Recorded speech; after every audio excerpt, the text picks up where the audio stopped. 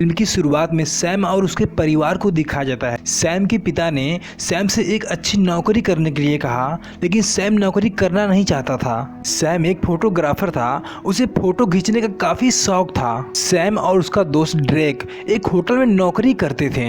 जब कोई आदमी अपनी कार से उस होटल में आता, ये दोनों पार्किंग के बहाने उनकी गाड़ी लेकर उन्हीं के घर चोरी करने के लिए चले जाते हैं। एक आदमी अपने परिवार के साथ उस होटल में खाना खाने के लिए आया।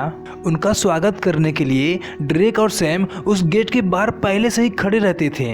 डेरिक उस आदमी की गाड़ी लेकर उसके घर चला गया। वहां जाने के बाद डेरिक ने धीरे से दरवाजा खोला और अंदर चला गया। डेरिक जब अंदर जाने के बाद सामने देखा, वहाँ एक कुत्ता बैठा हुआ दिखाई दिया। वो डेरिक को देखते ही उस पर भौंकना शुरू कर दिया।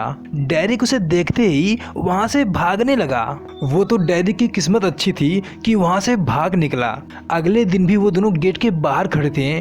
कुछ देर बाद वहाँ पर एक गाड़ी आई। उस गाड़ी में से केल नाम का आदमी निकला, जो काफी पैसे वाला था। उस आदमी ने सैम से गाड़ी को सुरक्षित रखने के लिए कहा। यह कहते हुए होटल के अंदर चला गया। सैम ने उसकी गाड़ी ली और सीधा उसके घर आ गया। घर के अंदर जाने के बाद उसे एक नया कार्ड मिला, जो केल के बैंक अकाउंट से जुड़ा हुआ था। सैम ने तुरंत डेरिक को फोन लगाया और उस कार्ड के बारे में बताया। उस कार्ड से उन्हें काफी पैसा मिलने वाला था। सैम केल का फोन ढूंढते हुए ऊपर की तरफ जाने लगा। सैम ऊपर जाने के बाद सामने देखा कि एक दरवाजा लॉक किया गया है। उसने चाबी से दरवाजे को खोला और सीधा अंदर चला गया। अंदर उसे एक ऑफिस की तरह बना हुआ दिखाई दिया। वहाँ पर एक कंप्यूटर भी रखा हुआ था। सैम उसमें कॉन्टेक्ट और कुछ पासवर्ड सर्च करने की कोशिश कर रहा था।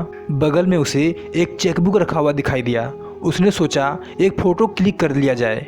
उसने जैसे ही फोटो क्लिक करना चाहा, सामने एक लड़की बैठी हुई दिखाई दी। एक बार तो सैम उसे देखकर डर गया और उसने देखा कि लड़की पूरी तरह बंधी हुई थी। सैम ने जब उसके मुंह से पट्टी हटाया, लड़की ने रोते हुए उससे मदद मांगने लगी और उसने कहा, हमारे पास ज़्यादा समय नहीं है। सैम ने कहा, हाँ मैं तुम्हारी मदद करूँगा।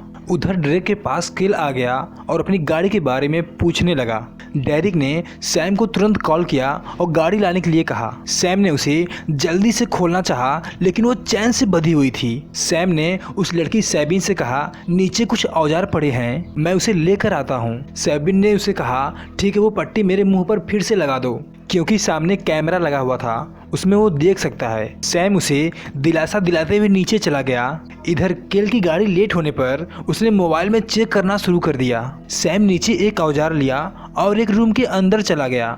वहाँ देखा कि वहाँ पर भी उसे कुछ अनेक प्रकार के हथियार दिखाई दिए और कुछ केमिकल भी।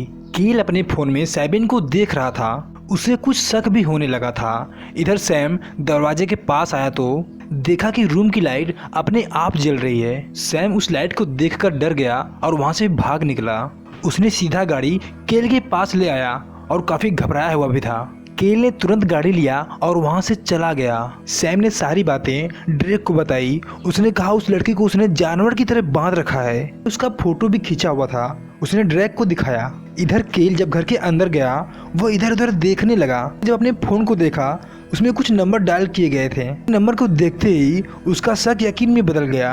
अगली रात सैम और ड्रेक उसे आए थे बचाने के लिए। सैम ने देखा कि केल अपनी गाड़ी लेकर कहीं बाहर जा रहा है। उन दोनों ने मौका देखते ही पीछे से खिड़की की तरफ से अंदर घुस गए। उन दोनों को शायद ये नहीं पता था कि केल की ये सब साजिश थी।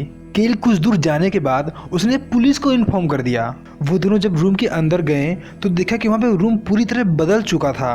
उस रूम में कोई भी लड़की नहीं थी। उन दोनों ने पुलिस को देखते ही मौका देखकर जंगल की तरफ भाग निकले। केल ने सैबिन को उसी रात अपने दूसरे घर पर ले आया। वो घर जंगल के बीचों बीच था। केल उसे वहाँ अकेला छोड़कर चला आया। सैम सैबिन को हर हाल में बचाना चाहता था। सैम ने सोचा कि शायद पुलिस को बता देने से काम हो जाएगा। सैम ने एक पुलिस वाले से उस लड़की के बारे में बताया। वो पुलिस वाला अगले दिन केल के घर पहुंचा। उसने केल से बात की। केल ने जरा सा भी भनक नहीं होने दिया। वह पूछताछ करने के बाद वहाँ से चला गया। पुलिस वालों को इन्फॉर्म करने के बाद भी कुछ फायदा नहीं हुआ। सैम ने ठान लिया कि अब उसे ही कुछ करना पड़ेगा। सैम काफी गुस्से में था। उसने गाड़ी पर ही गुस्सा दिखाने लगा। पीछे कैल उस पर नजर रख रहा था। सैम अपने बाथरूम में नहा रहा था, तभी कैल उसके घर में घुस गया। उसने उसके कंप्यूटर से कुछ प्राइवेट फाइल्स अपने पेन ड्राइव में भर लिया और सामने रखे कैमरे से कुछ फोटो भी निकाल लिए। उसकी गर्लफ्रेंड रैली के ओपन फोटोज थे, उन सबको लेकर वहां से चला गया और सैम को जरा सा भी भनक नहीं लगा। जब वो नहाकर बाहर आया तो देखा कि दरवाजा खुला हुआ था। सैम के दिमाग से वो लड़की सैबिन निकल नहीं रही थी। कैल ने सैम के फेसबुक अकाउंट से रैली के वो फोटोज अपलोड कर दिए। रैली की वो तस्वीरें सभी लोग देखने लगे। जब उसने उन तस्वीरों को देखा वहाँ से तुरंत बाहर निकल गई। सैम को जब ये सब पता चला उसने तुरंत रैली से बात करने की कोशिश की, लेकिन रैली ने उससे बात करने से साफ इनकार कर दिया। सैम ने उससे बात करने की बहुत कोशिश की, लेकिन रैली वहाँ से चली गई। सैम अपने गाड़ी के पास जब वापस आया देखा कि उसके गाड़ी के शीशे टूटे हुए थे। तभी सामने से एक गाड़ी तेजी से आई, उसे टक्कर मारने वाली थी, लेकिन उसने अपने आप को बचा लिया। सैम ने रैली से फोन करके उसे मिलने के लिए कहा। रैली जब सैम से मिलने के लिए जा रही थी अचानक से कैल उस पर हमला कर दिया और उसे मारकर नीचे फेंक दिया। इस वजह से उसकी हालत काफी गंभीर हो चुकी थी। कैल को मारते हुए सोफिया ने देख लिया था, उसने तुरंत हॉस्पिटल में एडमिट कराया। सैम जब रैली से मिलने पहुंचा, सैम ने बताया कि ये सब मेरी वजह से हुआ है। रैली उसे सुनने के बाद सीधा जाने के लिए कह दिया। सैम वहां से उठा और चला गया। ड्रेक जब सैम से बात करते हुए अपने कमरे में आया अचानक से कैल ने उस पर हमला कर दिया। कैल ने उसके सर पर गोली मार दी, जिसकी वजह से ड्रैक वहीं पर मारा गया। डेरिक के घर पे मीडिया और पुलिस वाले पहुंचे हुए थे। सैम वहां पर पहुंचा, उसने एक पुलिस वाले से उसे विश्वास दिलाते हुए कैल का फोटो दिखाया और बताया कि उसे इसने ही मारा है।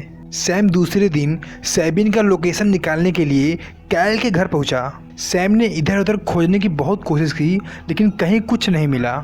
लेकिन जब उसने गाड़ी में आकर देखा वहाँ उसे एक लोकेशन मिला। सैम गाड़ी लेकर वहाँ जाने लगा। उसने पुलिस वालों को भी वहाँ का लोकेशन दे दिया था। सैम वहाँ पहुँचने के बाद सैबिन से बात करने की कोशिश कर रहा था, तभी कैल मारते हुए उसे अधमरा कर दिया था।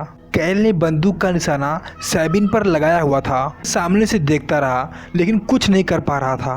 कैल ने उसे गोली मारी, वह एक गड्ढे में जा गिरी। रास्ते में पुलिस की टीम वहां पर आ रही थी। सैबिन की किस्मत अच्छी थी, वो तो बच गई। जब उसने गड्ढे से बाहर निकलने की कोशिश की देखा कि वहां पे और भी लाशें थी। कैल सैबिन को मारकर सैम को फंसाने की कोशिश कर रहा था। तभी अचानक सैबिन ने कैल के सर पर हमला कर दिया। वो दोनों वहां से भागने की कोशिश करने लगे। कैल भी पीछे से आ रहा था। सैबिन कैल के सामने आ गई, उसने उस पर बंदूक का निशाना लगाया। अचानक से सैम ने उसके मुंह पर वार कर दिया और वो जमीन पर गिर पड़ा। सैम ने उसे अधमरा करके वहीं पर छोड़ दिया और मौके पर पुलिस वाले भी वहां पर आ गए। उस रूम में जब पुलिस वाले जाकर देखते हैं तो जिस प्रकार सैबिन बंधी हुई थी उसी प्रकार कैल भी।